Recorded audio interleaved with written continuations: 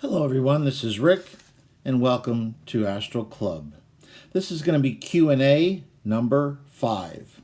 I have so many questions that I want to get to that I've decided to do another Q&A because I think there's a lot of people who have some very good questions that we all could benefit from. So let's get right into it. First question is, why does my house in the physical look different when I astral project? I think that's a good question. I think a lot of people who are beginners wonder about that because the astral plane doesn't seem to exactly match up to the physical. And that's correct. The best way I could describe the astral plane, especially when you're on the very lowest level, which is where many people start when they astral project, is that it's a shadow of the physical world. You may see furniture that is going to be in that place in the future. You may see furniture that will be there, that was there in the past. You may even see rooms that someone thought very deeply about adding on to the house, but it never happened, or it hasn't happened yet. So don't expect that the astral plane is going to be a one-to-one.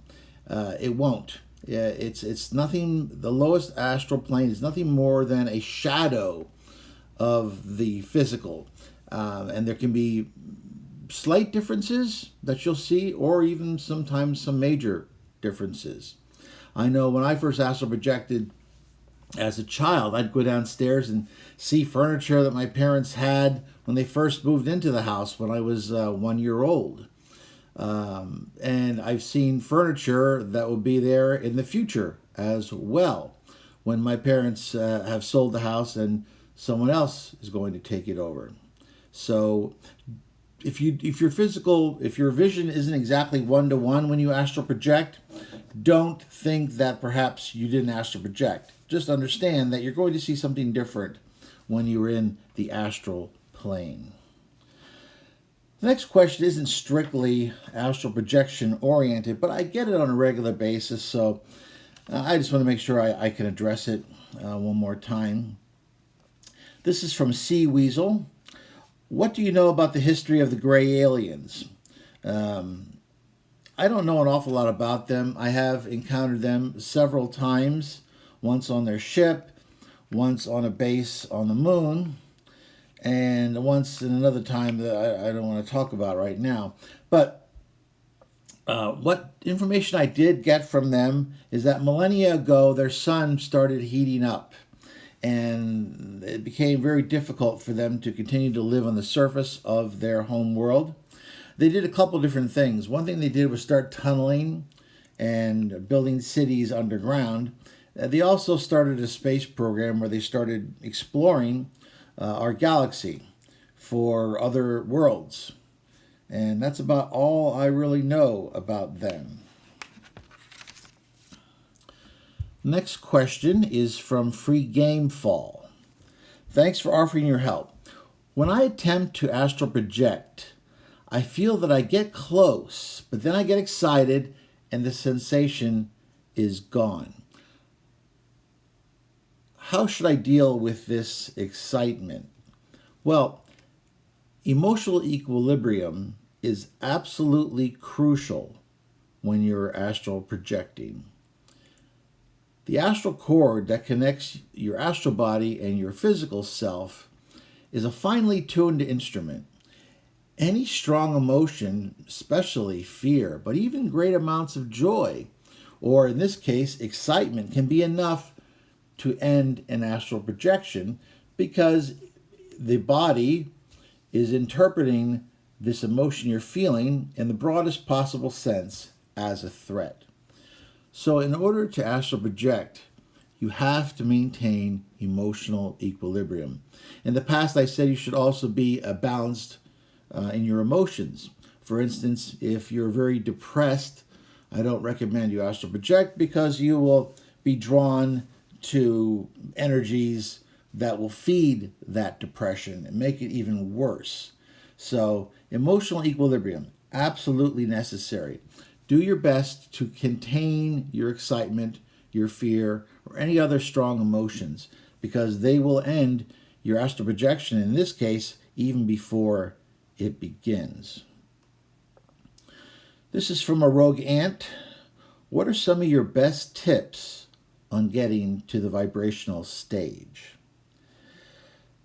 Well, read astral projection books. Robert Monroe has the modern father of astral projection, has some good books out there. Journeys Out of the Body is one of those. Watch non-fear-based videos. Keep a dream journal. And maybe even listen to videos like this one here on Astral Club. The idea is the more information you consume, the more will end up being filtered down to the subconscious.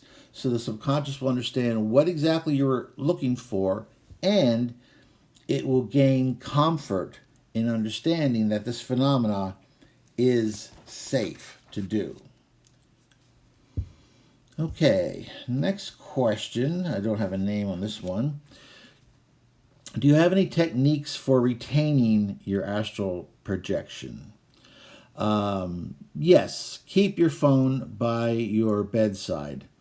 As soon as you wake up and the experience is fresh in your mind, record it on your phone. Don't wait, because you'll start to lose bits and pieces of the memory of your projection. This one is from Control Alt Explode.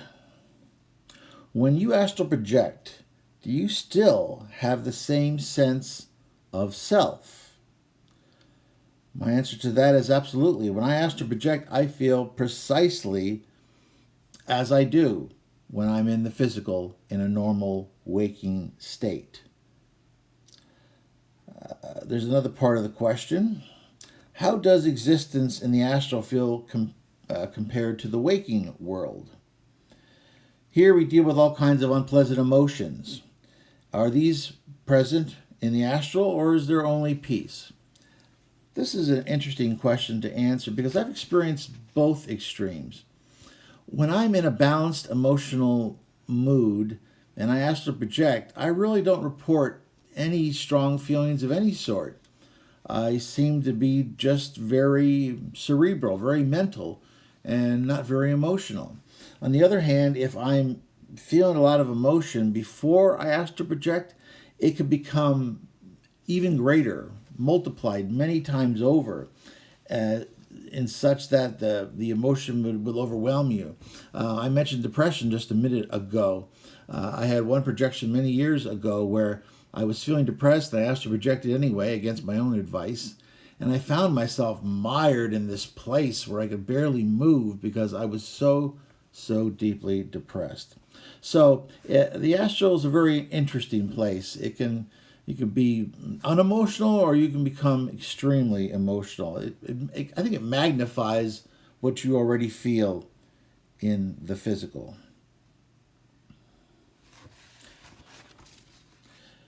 Okay, and next one is by Merkelor.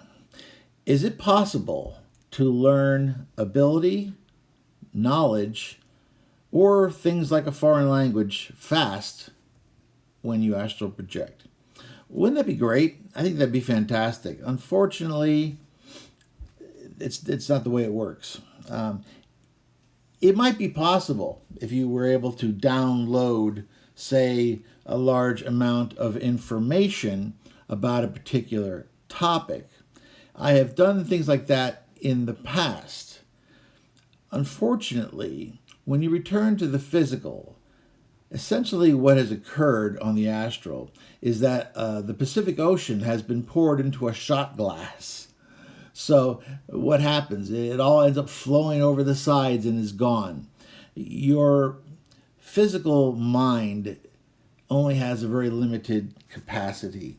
Even if you're able to glean large amounts of knowledge on the astral, you will lose it quickly afterwards because there just isn't space or ability for the astral to download a massive amount of information into the physical.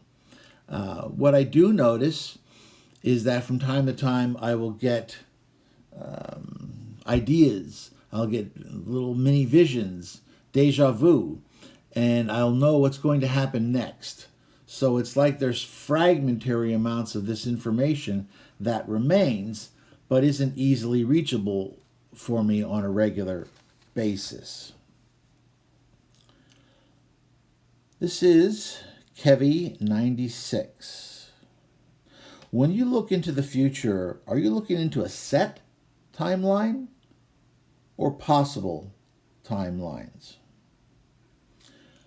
It's very important to know that when I or anyone else travels into the future, you're traveling into a possible future or possible futures.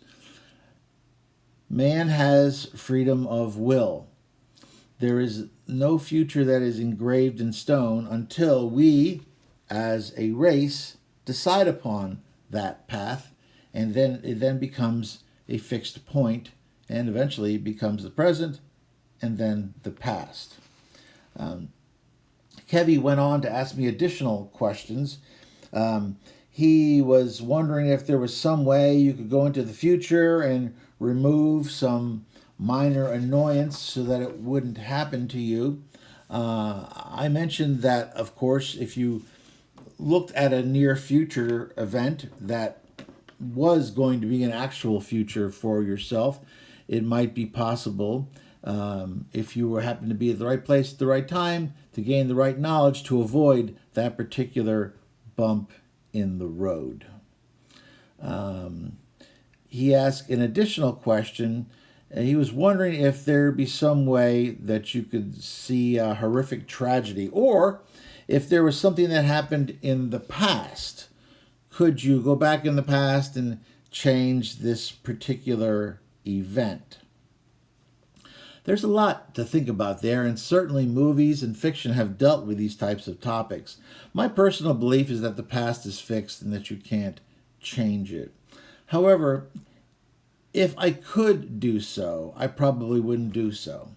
Because let's think about this for a second. I asked my brother once, he was married to his first wife many years ago, and she cheated on him. It was quite the drama associated with the divorce. And I said, if you would know, or if you had known in advance before you married her what was going to happen, would you have chosen to have that knowledge, first of all, and then would you have acted on it by not marrying her? He thought about it for a second, but then he said, well, if I hadn't married her, then I never would have had my daughter. And he has a lovely daughter. So he realizes just there that any kind of change in his past would have erased his daughter in this particular instance. The past is a series of interlinked bits of reality. You can't just pull one link out that you don't like. The future, in many ways, is also nothing but a link going from the past to the present to the future. If you're going to remove a link from the future, you're also removing all of the links that would have formed from that particular link. So changing the past, present, or future is always a very touchy subject. And you have to think twice before you're going to embark upon something like that. Typically, I use a Star Trek non-interference directive for the most part. I try not to interfere in anyone's particular timeline, including my own.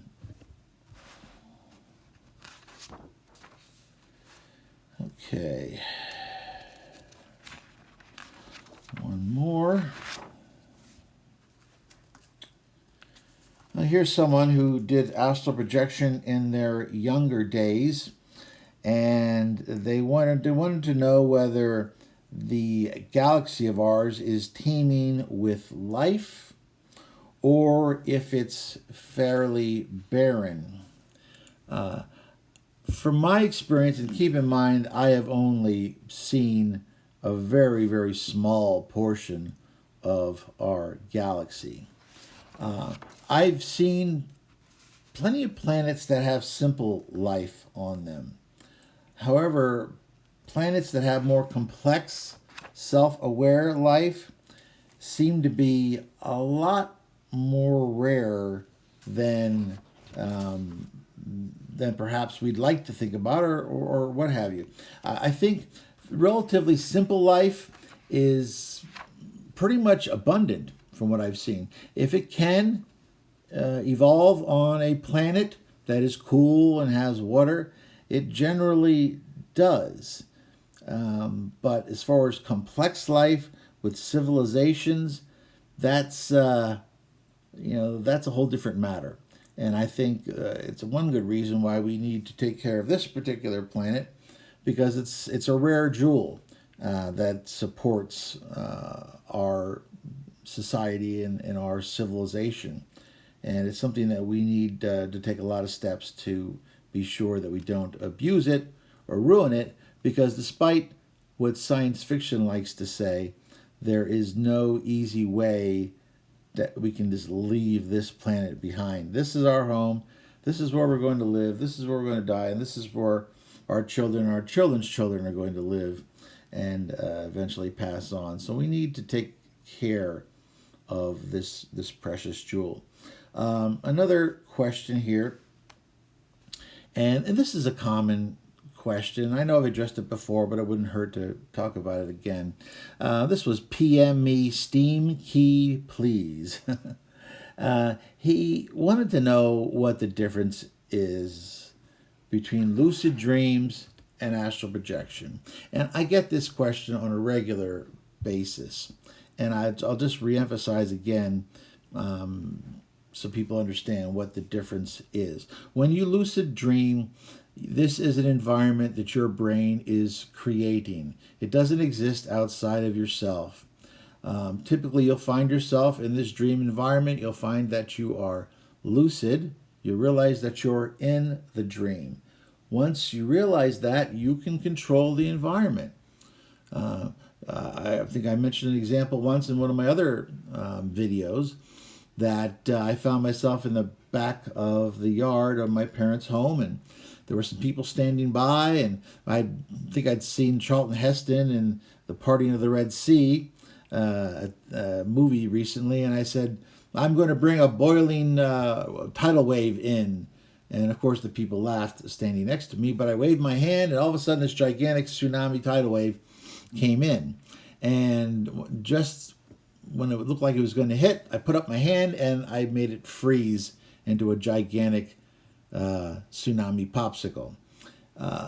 And I could do this because I was in total control of the environment. It was my brain peopling the dream with all the characters and all the set pieces and the scenery and what have you. When you astral project, you are entering a plane that is separate from you, much like when your physical body walks through the physical plane. The physical plane exists separate from you. You can walk through it, you can travel through it, you can even interact with it, but you cannot merely wish it away or wish it into existence. Same thing with the astral plane. You can walk through it, you can travel through it, you can interact with it. And you can make changes if you exert strong amounts of mental will. But it exists apart from you. You can normally look through yourself because you notice that your body is transparent. You can fly. Typically, you will also have completely normal thinking processes. I've noticed that even in lucid dreams, I have what I call a truncated memory. I have a normal memory of most things, but there's certain things that are missing. Whereas in astral projection, I feel exactly as I feel in my normal state. I have all the memories, everything right on up to the time I astral projected. And these are very separate indications for what I would normally feel in a dream environment or a lucid dreaming environment. You might also see your physical body lying there on the bed when you astral project. That's not something you ordinarily see when you have a lucid dream. Okay, I think that's enough for this particular episode. please keep liking the videos that you enjoy. Subscribe if you haven't done so before. Share this video with folks you think might enjoy it.